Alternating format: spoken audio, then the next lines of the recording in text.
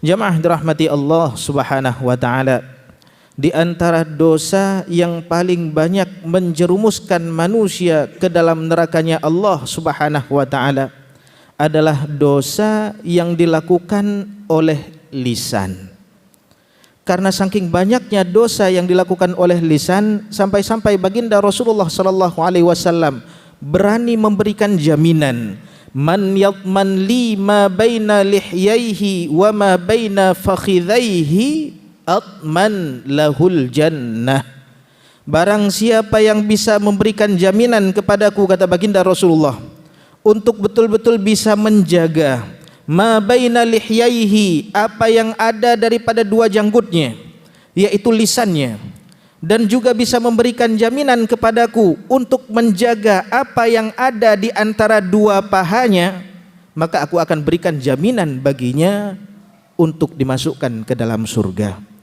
Maka jemaah dirahmati Allah Subhanahu wa taala, tidak ada keburukan yang tidak bisa dilakukan oleh lisan. Dengan lisan seseorang bisa menghina, merendahkan. Dengan lisan seseorang bisa mencari aib-aib orang lain kemudian mengubar aib tersebut. Dengan lisan orang bisa bersumpah palsu atau berkata dusta. Dengan lisan orang bisa menceraikan antara satu orang dengan orang lain, menebarkan benih-benih pertengkaran, perselisihan. Dengan lisan pun orang bisa membunuh orang lain, bahkan dengan lisan pun bisa terjadi perang.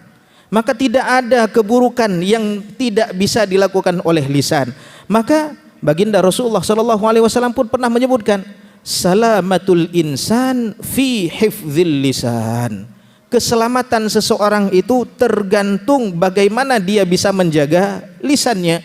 Bahkan bukan hanya kebaikan dunia didapat daripada menjaga lisan, kebaikan akhirat pun juga didapat dengan cara menjaga lisan.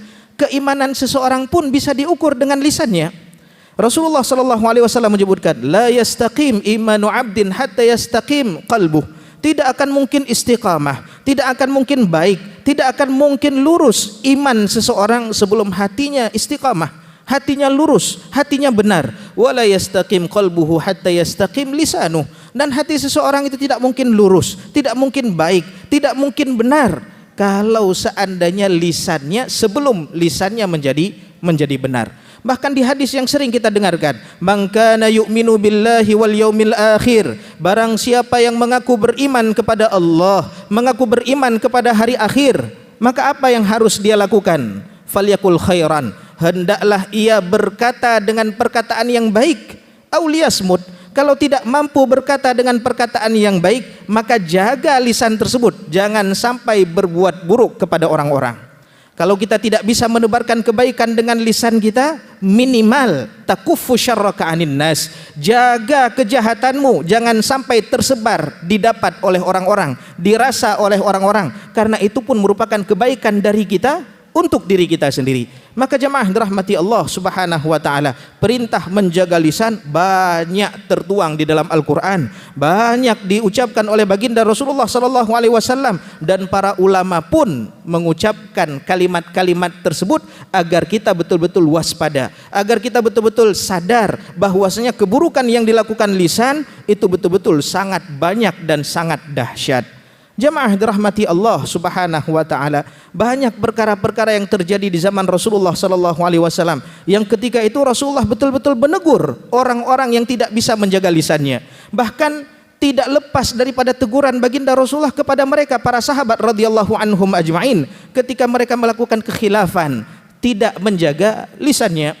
Abu Dzar Al-Ghifari radhiyallahu an, yang merupakan as-sabiqun al-awwalun, termasuk orang-orang yang pertama kali memeluk agamanya baginda Rasulullah sallallahu alaihi wasallam, ketika keluar dari mulutnya sesuatu yang tidak layak keluar oleh seorang mukmin, Rasulullah mengatakan, laisa bil mukmin, bukanlah orang yang beriman yang mulutnya berdusta, bukanlah orang yang beriman yang mulutnya keluar kata-kata keji, bukanlah orang yang beriman yang mulutnya keluar kata-kata fahish.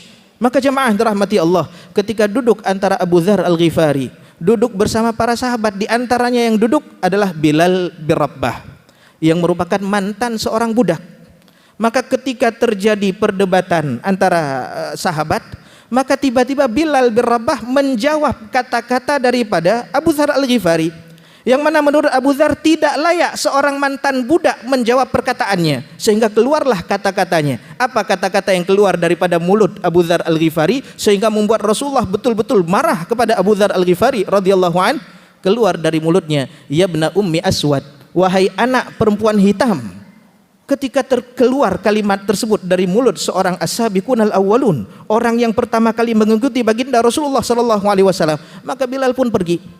Setelah pergi, rupanya kata-kata tersebut terdengar sampai ke telinga baginda Rasulullah. Apa yang terjadi ketika Abu Dzar bertemu dengan baginda Rasulullah sallallahu alaihi wasallam? Didapatinya muka baginda Rasulullah sallallahu alaihi wasallam memerah, sangat betul-betul marah. Kemudian mengatakan kepada Abu Dzar Al-Ghifari, innaka mru'un fikal jahiliyah, kamu orang punya sifat jahiliyah pada diri kamu. Maka seketika itu Abu Dzar pun betul-betul seperti dihantam dengan pukulan yang amat sangat keras. Kalaulah kata-kata tersebut keluar mungkin daripada kawan kita yang biasa kita bercanda, mungkin kita biasa-biasa saja. Tapi ketika kalimat tersebut keluar daripada lisan baginda Rasulullah sallallahu alaihi wasallam, menyebutkan dengan apa yang pernah dilakukannya, innaka mru'un fikal jahiliyah, kamu orang punya sifat jahiliyah pada diri kamu. Apa sifat jahiliyah? Merendahkan orang, meremehkan orang, mengatakan kepada orang sesuatu yang tidak layak untuk dikatakan. Agama Islam betul-betul menjaga kehormatan seseorang.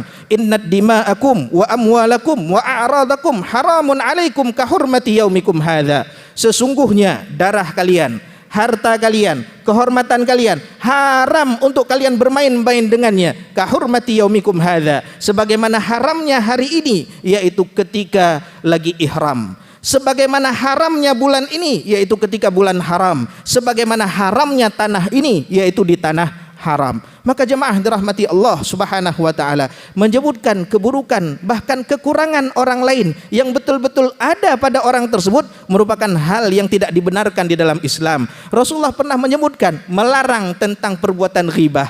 Ketika ditanya apa itu ghibah, dzikraka akhaka bima yakrah. Ketika engkau menyebutkan tentang saudaramu yang betul ada pada saudaramu, tapi dia tidak suka disebutkan perkara tersebut, maka sesungguhnya engkau telah berbuat ghibah. Dan ghibah pun di dalam Al-Quran disebutkan, ayuhibbu ahadukum ayyakula lahma akhihi maitan fakarihtumuh. Seakan-akan kita betul-betul memakan bangkai daripada kawan kita sendiri. Sayyidah Aisyah radhiyallahu anha juga pernah mendapatkan teguran baginda Rasulullah sallallahu alaihi wasallam ketika menyebutkan salah seorang sahabiat dengan sifat-sifatnya, yang mana ketika itu baginda Rasulullah menyebutkan, menegur Sayyidah Aisyah dengan kata-katanya, laqad qulti kalimah, wahai Aisyah, engkau telah mengeluarkan sebuah kalimat, lau alqat fil bahar, kalau kalimat tersebut dicelupkan ke dalam lautan, saking busuknya kalimat tersebut, la mazajat, maka seluruh lautan itu akan tercemar dengan kebusukan daripada kalimat tersebut. Apa kalimat yang dikeluarkan oleh Sayyidah Aisyah sehingga mendapatkan teguran keras daripada baginda Rasulullah? Rupanya Sayyidah Aisyah cuma mengatakan kepada seorang sahabiat, dia pendek. Pendek. Itu kalimat yang mungkin biasa kita katakan tentang kawan kita. Tapi ketika kalimat tersebut betul-betul dibenci, tidak disukai oleh orang yang kita sebutkan kekurangannya, maka sesungguhnya kita telah berbuat buruk kepada sesama muslim. Jemaah dirahmati Allah subhanahu wa ta'ala, apalagi sekarang kita berada di tahun politik, yang setiap dari kepada kita mungkin punya calon yang berbeda dengan kawan yang lain. Bahkan di antara kita pun mungkin ada yang menjadi tim ses daripada salah satu calon. Jemaah dirahmati Allah subhanahu wa ta'ala, kalaulah kita ingin membangga-banggakan calon kita, maka silahkan. Yang jangan sampai kita menyebutkan kekurangan orang-orang, apalagi kekurangan tersebut sebenarnya tidak pernah diketahui orang lain, ditutup oleh Allah subhanahu wa ta'ala. Datang kita membongkar aibnya, maka sesungguhnya Rasulullah sallallahu alaihi wasallam pernah mengancam, man tatabba'a aurata akhihi muslim tatabba'allahu auratah. Barang siapa yang mencari-cari kesalahan daripada saudaranya seiman, seislam, maka Allah akan cari aibnya. Kira-kira kalau Allah cari aib, bagaimana keadaan orang tersebut? Maka Allah akan permalukan dia walaupun dalam keadaan sendiri. Maka jemaah dirahmati Allah subhanahu wa ta'ala, jaga lisan sebaik-baiknya. Kita menggadaikan akhirat kita untuk dunia yang kita cari itu adalah perbuatan tercela, apalagi kita menggadaikan akhirat kita untuk dunia orang lain. lebih tercela lagi. Kita menggadaikan kursi kita di akhirat untuk cari kursi di dunia saja, perbuatan buruk, apalagi menggadaikan tempat kita di akhirat, kursi kita di surga untuk kursi orang lain.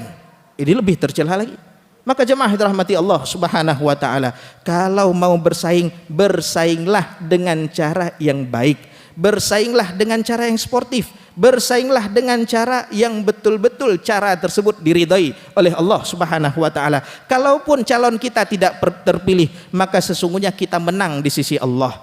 Tapi kalau cara yang kita tempuh adalah cara yang buruk, walaupun menang, azab Allah menunggu kita. Maka jemaah dirahmati Allah Subhanahu wa taala, usikum wa iyaya nafsi, sama-sama kita saling berwasiat. Kuffa alaika hadza, kata baginda Rasulullah, jaga olehmu apa yang ada di dalam mulutmu. Ketika Muadz bin Jabal bertanya kepada Rasulullah, apakah orang-orang akan dihisap dengan apa yang dikatakannya? Apa kata Rasulullah? Wa hal yakubbun nas ala manakhirihim finnar illa hasaida alsinatihim. Berapa banyak orang-orang yang diseret oleh Allah Subhanahu wa taala, dimasukkan ke dalam neraka Allah, mukanya di bawah diseret, kecuali disebabkan gara-gara apa yang dilakukan dengan lisannya.